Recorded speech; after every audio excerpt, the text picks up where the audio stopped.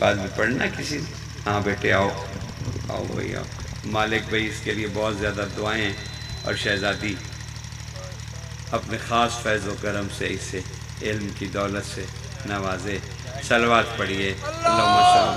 उसने बड़ी कोशिश की लेकिन कभी अली ने सफीन में उल्टे पांव दौड़ाया। जब मन की मुंह की खानी पड़ी बोल हसन से दोहराया। बोल हसन ने अपने खुद को तेरी रसूल की यादों को तार-तार कर दिया। उसकी कोशिश थी कि बोल हसन को कहर के दरबार में लाऊं और उसे जुमला कहूं कि जब मैंने तुम्हें आजाद किया तो भी मरते मरते अपने बेटे यजीद को नसीहत कर दिया कि तुमने अली मोहम्मद में से किसी को कैद करके दरबार में लाना है और उसे जुमला कहना है कि जब मैंने तुम्हें आजाद किया। उसने ताकत बैठे हुए कहा मेरे बाप ने 40 साल कोशिश की लेकिन वो कामयाब न हो सका और मैं हुसैन को कैद करके दरबार में लाऊंगा और उसे जुमला कहूंगा कि जब मैंने तुम्हें आजाद किया। उसने करबला में 9 लाख इकट्ठे किया लेकिन कभी अली अकबर उन्हें भगाता रहा, कभी अब्बास उन्हें भगाता रहा। इधर करबला की शाम हो गई। हुसैन ने सिलसिले में सर रख दिया। उन्होंने सज्जाद को कैद कर लिया। खबर शाम पहुंच गई। मुद्दत के बाद 70 साल के बाद अहले बैत का इमाम कैद हुआ। अब उसे शाम लेके आया जा रहा है। यजीद ने दरबार से दवा दिए। उसने अपने दरबार से डाल दिए। उसने बाजार से दवा दिए। उसने 3 दिन शाम में मुनक्किद करवाई कि आज अपने दादा की शिकस्त का बदला अपने बाप की शिकस्त का बदला लेने लगा हूं। दरबारी आगे उमरा आगे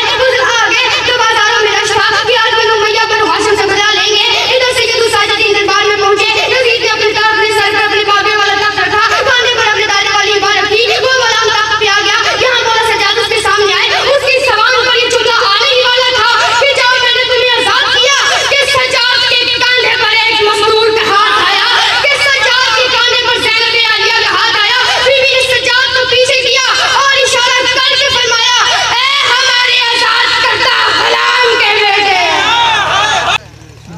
बड़ा अच्छा पढ़ा है आपके खतीब अहले बैत ने, बहुत अच्छा। मैं मौला की कसम हैरान हो रहा था, इतना बच्चा और क्या बातें कर रहा है। मुर्शद पीर काके शाह जी, भाईजान नीशम जी, इंतजार जी, खावर जी, मालिक तो किसी बाबा जी।